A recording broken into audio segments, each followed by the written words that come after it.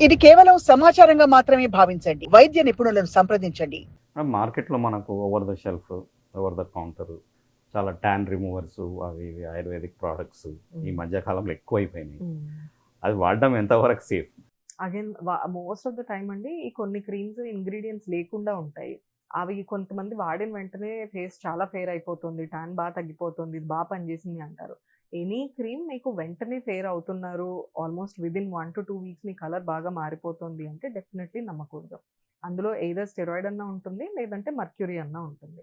ఈ 2 కూడా లాంగ్ టర్మ్‌లో మీ ఎంటైర్ స్కిన్‌కి, హెల్త్‌కి చాలా చాలా డేంజరస్. దేని సో, ఏ క్రీమ్ అయినా స్లోగా పనిచేయాలి. ఫాస్ట్‌గా పనిచేసిందంటే డెఫినెట్‌లీ ఇంగ్రీడియెంట్స్ ఆర్ డేంజరస్ అన్నట్టు. యాహ్! కమింగ్ టు పింపుల్స్ అండి మేడం ఫేస్ మీద చాలా మందిని బాదర్ చేస్తుంటాయి. సో, అసలు అవి ఎందుకు వస్తాయి madam? So, teenagers or pimple అనేది మనకు ఫార్మ్ అయ్యేది మెయిన్‌లీ మన ఆయిల్ ప్రొడ్యూసింగ్ గ్లాండ్ బ్లాక్ అయ్యి, అందులో కొంత ఇన్‌ఫ్లమేషన్ కొన్ని బాక్టీరియా చేరి, మన హార్మోనల్ ఇన్‌ఫ్లూయెన్స్‌ని బట్టి ఫార్మ్ అవుతాయి. ఏజ్ ప్రకారంగా మనం టీనేజర్స్‌లో చూసుకుంటే ఎక్కువగా ఈ టీ జోన్‌లో చూస్తాం. చీక్స్ మీద చూస్తాం. అది ఎప్పుడైతే వాళ్ళలో హార్మోన్స్ మారుతూ ఉంటాయో ఆటోమేటిక్‌గా బ్లాక్ అయ్యి వస్తాయి. అందరికీ రావాలని లేదు. ఎవరికైతే జెనెటిక్‌గా ఆ కండిషన్ వాళ్ళ పేరెంట్స్ నుంచి వస్తుందో వాళ్ళకి రావచ్చు. ఎవరైతే ప్రాపర్‌గా హెల్తీ డైట్ తీసుకోవట్లేదు, ఎక్కువ జంక్ తింటున్నారు, సరిగ్గా పడుకోవట్లేదు వాళ్ళలో రావచ్చు. ఏజ్ పెరిగే కొద్దికి 30స్‌లో, 40స్‌లో కూడా పింపుల్స్ కంటిన్యూ అవుతున్నాయి. పెద్ద పెద్దవి పెయిన్‌ఫుల్‌గా వస్తున్నాయి అంటే అది mostly because of hormonal imbalance. So, hormonal imbalance మనం విమెన్‌లో ఒక పీసీఓడీ ఆర్ థైరాయిడ్ రూపంలో చూస్తాము. మెన్‌లో most of the times insulin resistance లేదంటే డయాబెటీస్ వచ్చే తత్వం ఉన్నప్పుడు కూడా పెద్ద పెద్ద పింపుల్స్ వచ్చే ఛాన్స్ ఉంటుంది. ఏ ఏజ్‌లో అయినా సరే. మేడం ఈ పింపుల్స్‌ని వీళ్ళు గిల్లేసి దాన్ని మొత్తం ఇట్లా పోర్స్ లాగా వచ్చేస్తుంటది. దానికి అసలు ట్రీట్మెంట్ ఉంటుందా మేడం? ఆ మార్క్ లాగా అయిపోతుంది కదా! దాని గురించి. డెఫినెట్‌లీ అండి. సో, యాక్నీ స్కార్స్ అనేవి ట్రీటబుల్. బట్ ఒక్కటి అర్థం చేసుకోవాల్సింది ఏంటంటే 100% ఎప్పుడూ కూడా ఒక పడిన స్కార్ పోదు. ఒక గుంత మన స్కిన్‌లో పడింది అంటే దాన్ని మనం లేజర్స్ చేసుకొని లేదంటే సర్టెన్ అదర్ ప్రొసీజర్స్ ఉంటాయి. సబ్సిషన్ అని, పీఆర్‌పీ అని ఇవన్నీ చేసినా కూడా ఒక స్కార్‌ని మనం maximum to the extent of 80% improve చేయగలం. ఒక్కసారి పోయిన కొలాజన్ 100% ఎప్పుడు రీజనరేట్ కాదు. Regenerate. But that being said మనకి ఉన్న అపియరెన్స్ నుంచి చాలా వరకు ఓవరాల్‌గా స్కిన్ టెక్స్చర్‌ని ఇంప్రూవ్ చేసుకునే చాలా ప్రొసీజర్స్ వచ్చాయి ఇప్పుడు. Okay. And the earlier we treat the scar the better. ఇప్పుడు కొంతమంది 10, 20 ఏళ్ల నుంచి ఉన్న స్కార్స్‌తోనే వస్తారు. ఉంటాను. వాళ్ళకి ప్రాబబ్లీ 50 మాక్సిమం 60% వరకే మనం ఇంప్రూవ్‌మెంట్ ఇవ్వచ్చు. అదే వితిన్ 6 మంత్స్ టు 1 ఇయర్ మనం స్కార్స్‌ని ట్రీట్ చేశాము అంటే improvement will be up to 70-80%. ఇక్కడ ట్రీట్మెంట్స్‌లో మేడం ఏముంటాయి మేడం? అంటే మీకు ఆప్షన్స్ లేటెస్ట్ డెవలప్‌మెంట్స్‌లో కూడా ఏమున్నాయి? అంటే లేజరా లేకపోతే ఇంకేమైనా టెక్నిక్స్ ఉన్నాయా? సో, ఇప్పుడు యాక్నే స్కార్స్‌లో కూడా టైప్స్ ఆఫ్ స్కార్స్ ఉంటాయండి. ఐస్ పిక్ స్కార్స్ అంటాం, రోలింగ్ స్కార్స్ అంటాం, బాక్స్ స్కార్స్ అంటాం. సో, ఈ టైప్ ఆఫ్ స్కార్స్‌లో ఏమవుతుంది అంటే ఒక్కొక్క స్కార్‌లో డెప్త్‌ని బట్టి ఒక్కొక్క ప్రొసీజర్ ఉంటుంది. మనం మోస్ట్ కామన్‌గా చేసే ప్రొసీజర్స్ డీప్ స్కార్స్‌కి అయితే సబ్సిషన్ అని చేస్తాము. కింద ఉన్న ఆ స్కార్ టిష్యూని రిమూవ్ చేస్తాం నీడిల్‌తో. తర్వాత ఫ్రాక్షనల్ కార్బన్ డయాక్సైడ్ లేజర్ అని ఉంటుంది. అది ఏంటంటే మన స్కార్స్ అన్నిటి మీద చిన్న చిన్న బర్న్ జోన్స్ క్రియేట్ చేసి కొత్త టిష్యూ ఫార్మ్ అయ్యేలాగా చేసి ఓవరాల్ టెక్స్చర్ బెటర్ చేస్తుంది. ఇంకొక ఇంపార్టెంట్ ప్రొసీజర్ వచ్చేసి MNRF micro needling radio frequency అంటాం. హీట్ ఎనర్జీ ద్వారా స్కిన్‌లో కొలాజన్ ప్రొడ్యూస్ అయ్యేలాగా చేస్తుంది. సో, ఒక పర్సన్ వచ్చినప్పుడు టైప్ ఆఫ్ స్కార్‌ని బట్టి కాంబినేషన్ ఆఫ్ ట్రీట్మెంట్స్ ఉంటాయి. అండ్ వీటన్నిటిని ఫైనల్ రిజల్ట్ ఇంప్రూవ్ చేసుకోవడానికి పీఆర్‌పీ చేస్తాం స్కిన్‌లోకి. ఓకే. సో, ఇవన్నీ కాంబినేషన్ ఉంటుంది. కామన్ ట్రీట్మెంట్స్ ఉంటాయి. ఇప్పుడు ఈ పింపుల్స్‌లో మేడం అంటే ఆయిల్ ఫేస్ ఏమైనా యాడ్ అవుతదా మేడం? పింపుల్స్ ఎక్కువ రావడానికి? కొంతమందికి జిడ్డుగా ఉంటది face. So, oiliness definitely aggravate చేస్తుందండి. ఎందుకంటే ఆయిల్ ప్రొడక్షన్ ఎక్కువ ఉన్నప్పుడు ఈ ఫార్మ్ అయ్యే టెండెన్సీ కూడా ఎక్కువ ఉంటుంది. But that is not the case 100% of the time. Okay. So, అది person to person. Person to person depend అవుతుంది. సో మేడం కమింగ్ టు నెక్స్ట్ ఇది మేడం అంటే ఈ ఏమంటారు వైట్నింగ్ ఆఫ్ ద స్కిన్ మీద చాలా మంది ఫోకస్ చేస్తారు. సో వైట్నింగ్ ఆఫ్ ద స్కిన్‌కి ఉన్న ఇప్పుడు చాలా ఏమంటారు కెమికల్ పీల్స్ అంటారా ఇంకేవో చాలా వచ్చినాయి. సో అవన్నీ సేఫా మేడం? అంటే వాళ్ళకేమన్నా ఇబ్బంది ఉంటదా? దాని మీదనే డిపెండ్ అయితాయి. సో, స్కిన్ వైట్నింగ్ అనేది ఇప్పుడు ఇట్స్ యూనివర్సల్ టాపిక్ అండి.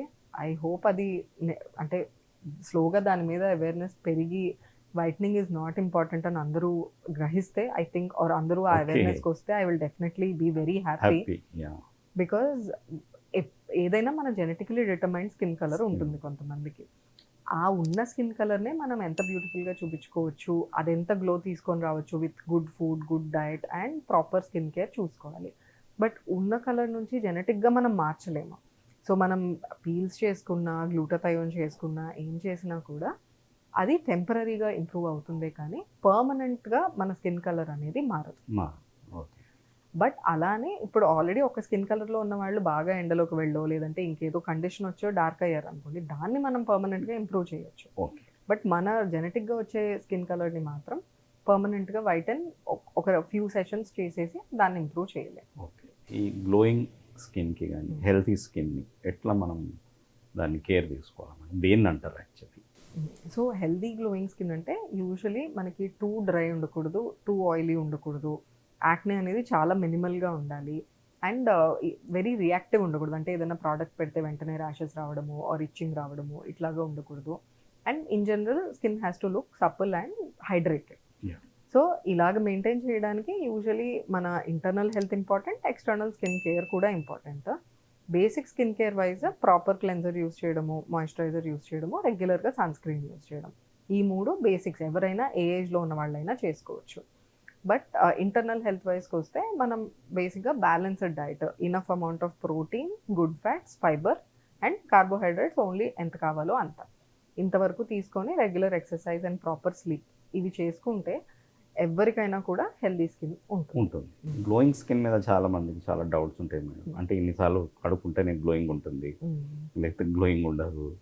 సో ఎట్లా దాన్ని వాష్కి దీనికి అంత రిలేషన్ ఉండదండి. మనకి ప్రాపర్గా స్కిన్ హెల్దీగా ఉంటే డేకి వన్స్ ఆర్ ట్వైస్ ప్రాపర్గా వాష్ చేసుకొని మెయింటైన్ చేసుకొని ఎక్కువ డస్ట్ అండ్ పొల్యూషన్లో తిరగకపోతే సరిపోతుంది. సో గ్లోయింగ్ స్కిన్కి దానికి సంబంధం లేదు. Washing is only one small part of it. One part. Madam coming to ఇది మేడం, అంటే హెయిర్ లాస్ గురించి ఇట్స్ బిగ్ కన్సర్న్ ఇప్పుడు ప్రతి ఒక్కరికి. సో టీనేజర్స్కి ఒక 2-3 హెయిర్ ఎక్కువ పడిపోతే అరే ఐఎమ్ లూజింగ్ మై హెయిర్ అని వాళ్ళు కొంచెం డిప్రెస్ అయిపోతుంటారు. టీనేజ్ నుంచి ఇంకా పైన వరకు పోతుంటే ఇంకా ఎక్కువ అవుతుంటుంది.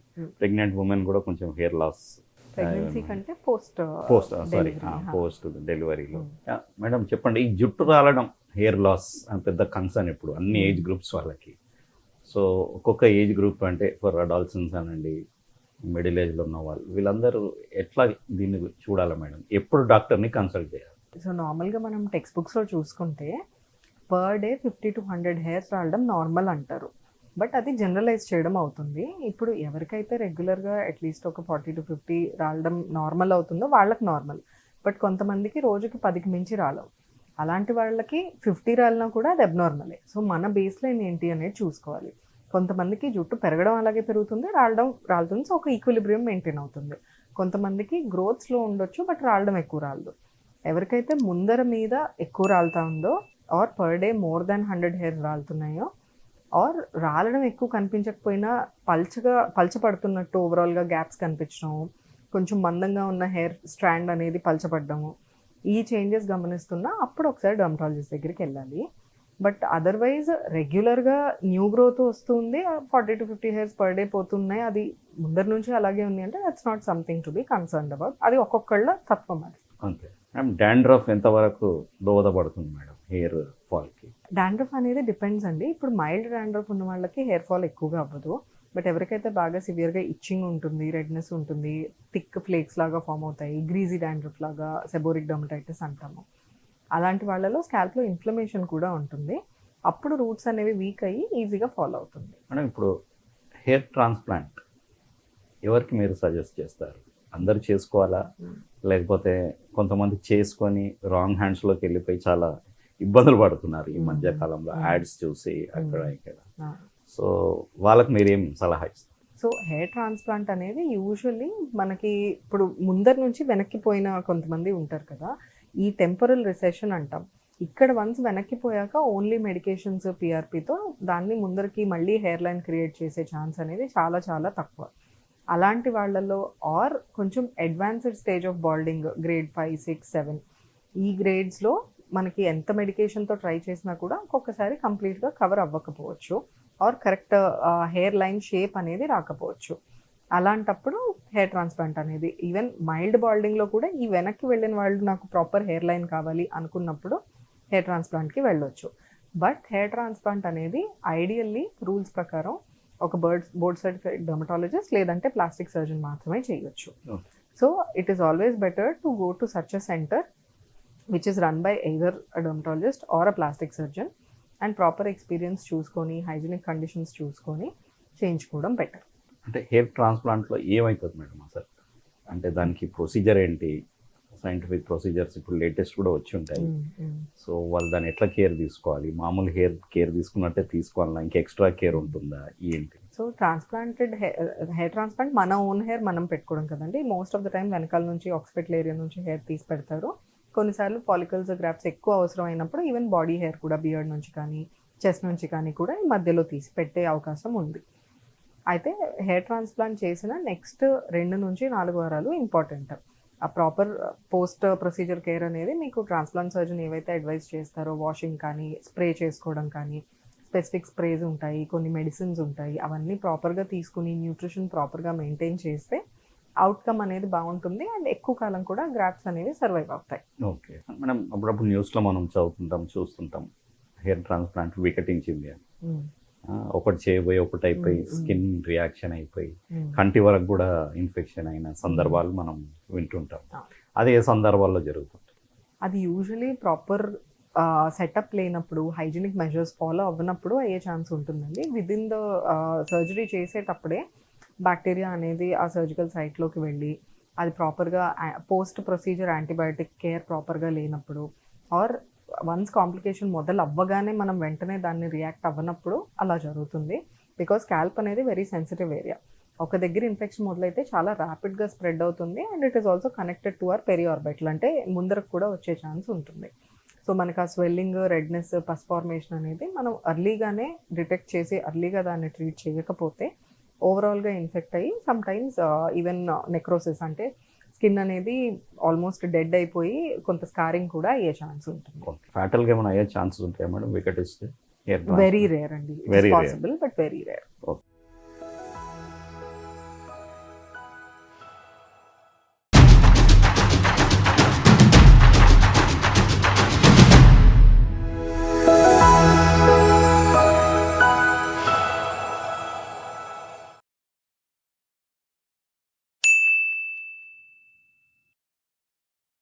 సాక్షి టీవీ ప్రసారాలను నిలిపివేయడం చట్టరీత్యా నేరం. సాక్షి టీవీ ప్రసారాల కోసం మీ స్థానిక కేబుల్ ఆపరేటర్ను వెంటనే సంప్రదించండి. DTHలో ఇంటర్నెట్లో కూడా సాక్షి టీవీ ప్రసారాలను వీక్షించవచ్చు.